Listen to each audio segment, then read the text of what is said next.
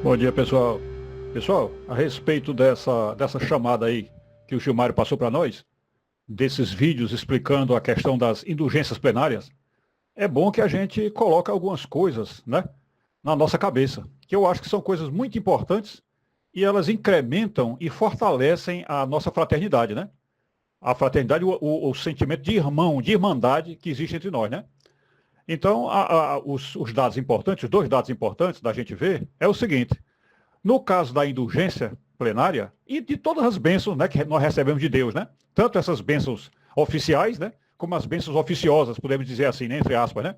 Então, tudo isso aí, todas essas bênçãos, dependem da condição interior, da disposição, da predisposição interior da pessoa realmente mudar de vida, não é?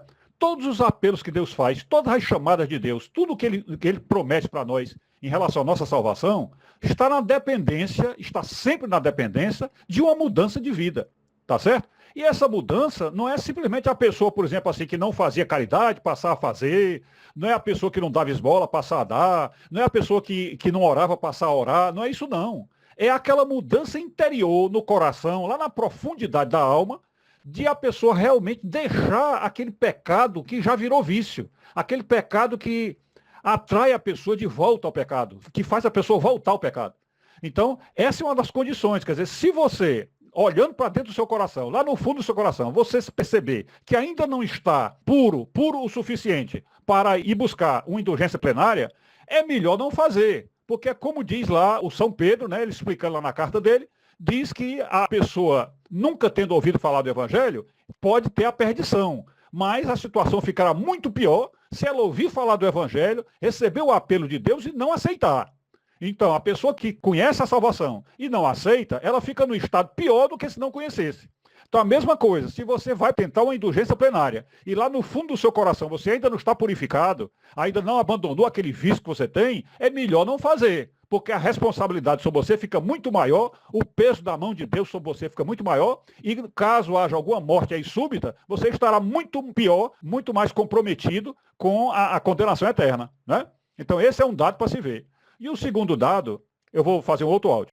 O segundo dado é que as coisas da nossa intimidade com Deus, tudo aquilo que a gente resolve na nossa intimidade com Deus, a ninguém interessa. Isto é, a ninguém interessa que nós passemos para as pessoas aquilo que nós fazemos na intimidade com Deus. Aliás, todas as caridades, tudo que você faz de caridade, Jesus, lá no capítulo 6 de Mateus, ele diz que tudo que você fizer de caridade deve ser feito em segredo. Não é? Por exemplo, se você dá esmola, não precisa você dizer, eu estou dando esmola. Se você faz oração, não precisa você dizer, eu estou orando, tá certo? Então, as caridades e as bondades que você faz devem ficar em segredo.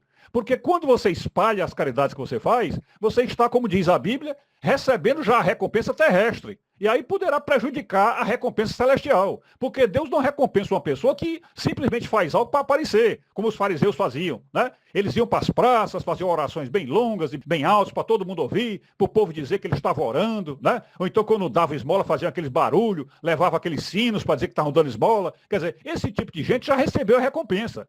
E nós não devemos fazer assim. Se damos esmola, damos em segredo. Se oramos, oramos em segredo. Tudo é assim na vida do cristão, tá certo? E em relação à confissão, também tem isso. Tem gente que se confessa e fica dizendo, eu me confessei com fulano, ou eu já estou confessado, não sei o quê. Isso tudo é segredo com Deus. Tudo é segredo com Deus. Então, se você se confessou ou não, a ninguém interessa. Interessa só a você e Deus.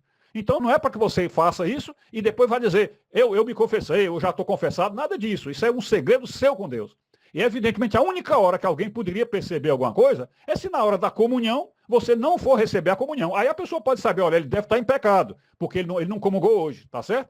E quanto ao mais, é como eu disse, é tudo daquilo que Jesus ensinou. Entra no teu quarto, fecha a porta e no teu quarto em silêncio orarás e receberás a recompensa do céu, ok?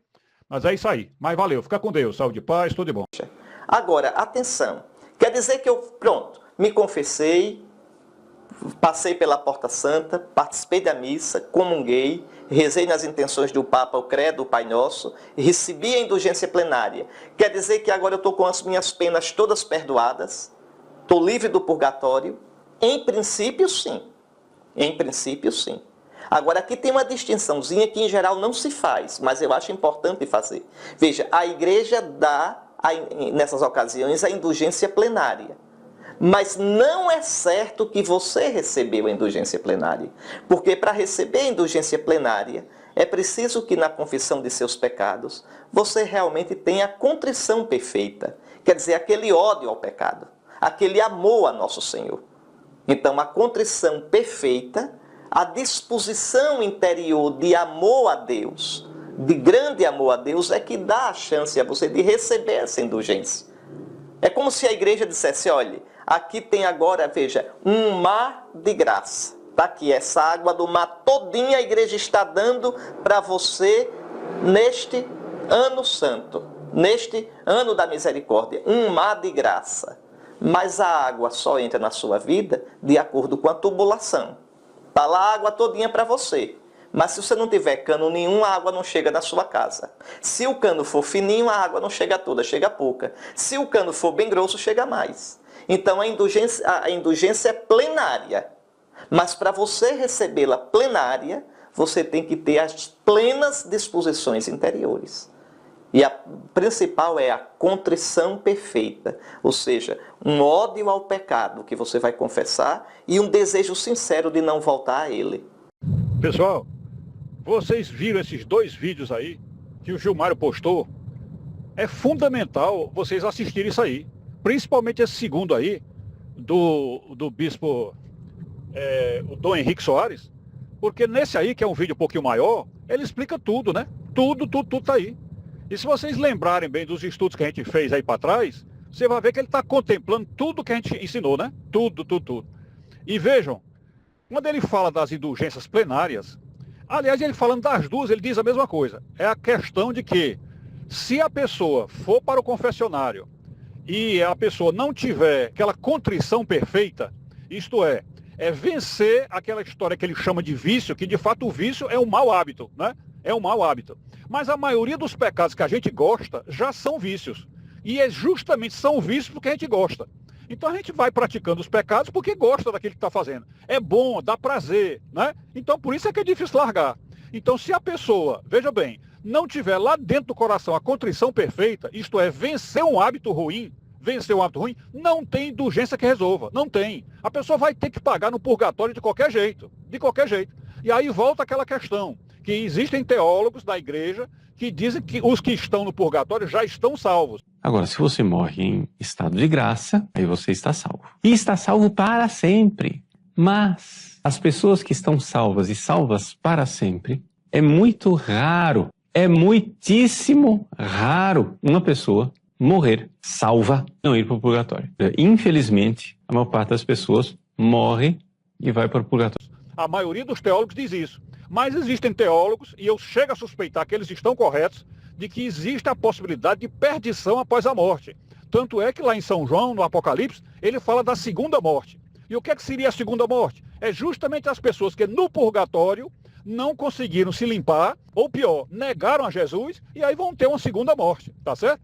Então, a nossa situação, por causa do pecado, não é boa em sentido nenhum. Tá certo? As únicas pessoas que poderão dizer que estão tranquilas são os santos realmente, os santos que venceram os seus hábitos ruins, né? Então o que a gente tem é que continuar a nossa intimidade com os santos, estudar os santos, seguir a vida dos santos, né? Aí fazer, como ele diz, uma série de penitências que a igreja passa, como por exemplo, eu acho que uma das principais que tem faltado ao mundo católico é a gente ler Bíblia, a gente ler o catecismo. Isso é muito importante, mas ler com atenção, com consciência, com humildade, né? Então tudo isso aí importa para nós. Então eu acho esses 2 vídeos aí muito bons. Estou pensando até em fazer um vídeo meu com base nesse vídeo aí do Dom Henrique, ok?